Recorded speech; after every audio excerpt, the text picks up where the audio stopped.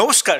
Today story 7 minutes, আর 7 minutes মানেই প্রত্যেকটা সময় আমরা চেষ্টা করি আপনাদের সামনে নতুন তারকাদের সঙ্গে আলাপ করানো এবং 7 মিনিটের মধ্যে আমাদের কোয়েশ্চেন, আমাদের উত্তর সমস্ত কিছু আপনাদের সামনে আমরা তুলে ধরি।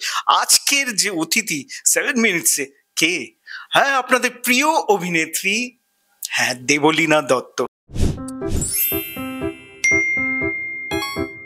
তার সঙ্গে আমরা আড্ডা দেবো কোথায়? বহু ট্র্যাঙ্কায়। চলতে থাকুক আমাদের আড্ডা। জীবনে মানসিকভাবে শক্ত হওয়া দরকার, এটাকে শুধু দরকার কথাটাতে আটকে রাখবো না, এটাই সব।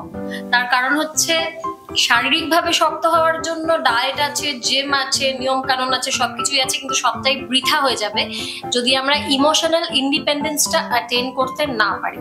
কাজী ওটাই প্রায়োরিটি, ওটাই 1 নম্বর প্রায়োরিটি হিসেবে আমাদের মেডিটেশন, পড়াশোনা ইত্যাদি প্রভৃতি এগুলো করা দরকার মানসিকভাবে সচ্ছল এবং শক্ত থাকার জন্য।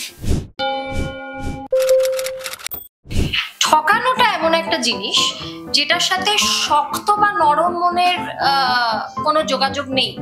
ঠকাতে যে কোনো মানুষই যে কোনো মানুষকে পারে, কিন্তু শক্ত মন হলে সুবিধাটা এখানে যে ঠকে যাওয়ার পর একজন মানুষ যখন মুখ থুবড়ে পড়ে, তুমি কতটা সুন্দর করে উঠে দাঁড়াতে পারবে, আবার ঘুরে দাঁড়াতে পারবে। আবার লাইফ ইজ অল অ্যাবাউট ঘুরে দাঁড়ানো, উঠে দাঁড়ানো, সেটাই সব। তাই জন্য শক্ত মনের দরকার।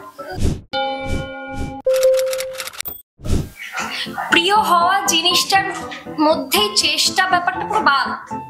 মানে চেষ্টা ব্যাপারটা থাকারই কথা না কারোর প্রিয় হওয়ার জন্য। তুমি যদি প্রিয় হওয়ার মতো করে চলো জীবনে, তুমি মানুষটা যদি, যে মানুষটির প্রিয় হতে চাও, তুমি মানুষটা যদি তেমনটা হও, তবেই তার প্রিয় তুমি হতে পারবে, না হলে পারবে না। তা অনেকটা গেছে বই কি, সেটার অনেকগুলো কারণ আছে। বিস্তারে বলতে গেলে তো অনেকটা সময় চলে যাবে। আমি যদি কারণগুলো নিয়ে এখন আলোচনা করতে শুরু করি, কিন্তু হারিয়ে অনেকটা গেছে, এটা আমি 100 বার মানছি।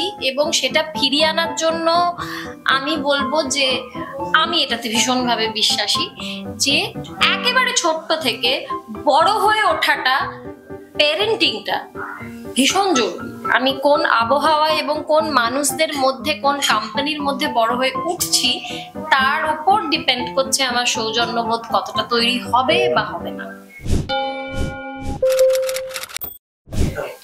নতুন করে প্রেম খুঁজো না, নিজেকে খোঁজো। এখানে আমি এটাই বলবো যে নতুন করে প্রেম খুঁজো না, প্রেম খুঁজোই না। প্রেমটা তো খোঁজার জিনিস নয়, প্রেমটা হওয়ার জিনিস, পড়ার জিনিস। প্রেমে নিজে নিজে হয়ে যায় এমন একটা অনুভূতি, ওটা খুঁজে তো পাওয়া যায় না। আর খুঁজে তুমি যদি একটা প্রেমকে আঁকড়ে ধরতেও পারো, সেই প্রেম বেশি দিন থাকবে না, কেননা ওটা তুমি খুঁজেছো, তোমার নিজে থেকে অনুভূতিটা তৈরি হয়নি। তবে নিজেকে খোঁজাটা একটা জরুরি খোঁজা জীবনে। তার কারণ হচ্ছে তুমি যদি নিজেকে খুঁজে পেতে পারো, এটা না একটা বিরাট সাবজেক্ট, এর মধ্যে বিরাট পড়াশোনা রয়েছে এবং বিরাট প্র্যাকটিস রয়েছে। নিজেকে যদি একবার খুঁজে পেতে পারো, তাহলে এই কথা তোমায় আমি গ্যারান্টি দিয়ে বলতে পারি, তারপরে যে প্রেমটা আসবে সেটা আর তোমাকে কোনোদিন ছেড়ে যাবে না, যদি তুমি একবার নিজেকে খুঁজে পাও।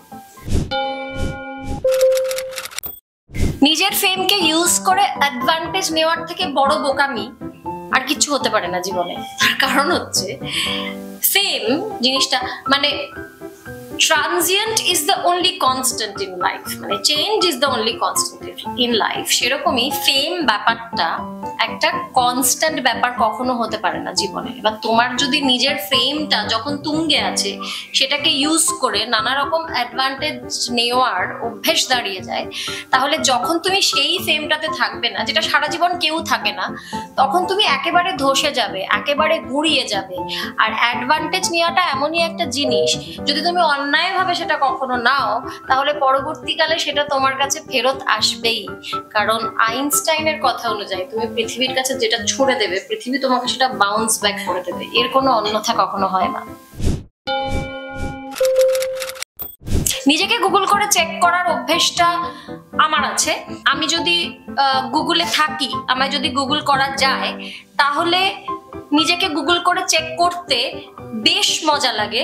তার কারণ হচ্ছে, আমার মূল মজা লাগার কারণটা হচ্ছে নিজেকে গুগল করলে আমি নিজের সম্পর্কে এমন অনেক তথ্য খুঁজে পাই যা আমি নিজেও জানি না।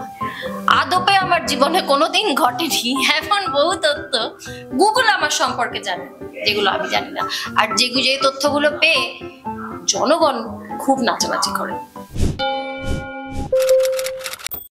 ব্রেকআপটা একটা part and parcel of life, যেটা কেউ কখনো চায় না কিন্তু হয়ে যায়। ঠিক যেরকম প্রেমে মানুষ পড়ে যায়, অনেক সময় বুঝতেও পারে না কখন, ঠিক তেমনি ব্রেকআপটা কোনো সম্পর্কে কেউ কখনো চায় না। যেটা ঘটে গেছে তুমি সেটা নিয়ে আফসোস করছো, সেটা কিন্তু ভূত হয়ে গেছে। ভবিষ্যৎটা রয়েছে যেটা সামনের দিকে, এবং বর্তমানটা রয়েছে। কাজে বর্তমানের কাজ হচ্ছে ভবিষ্যতের দিকে তাকানো, যেটা ঘটে গেছে সেটার দিকে তাকানো না, কারণ সেটা তুমি কিচ্ছু বদলাতে পারবে না। তাই আমি সামনের দিকে তাকানোই বিশ্বাসী। কাজে রিগ্রেট বস্তুটা আমার লাইফ নেই।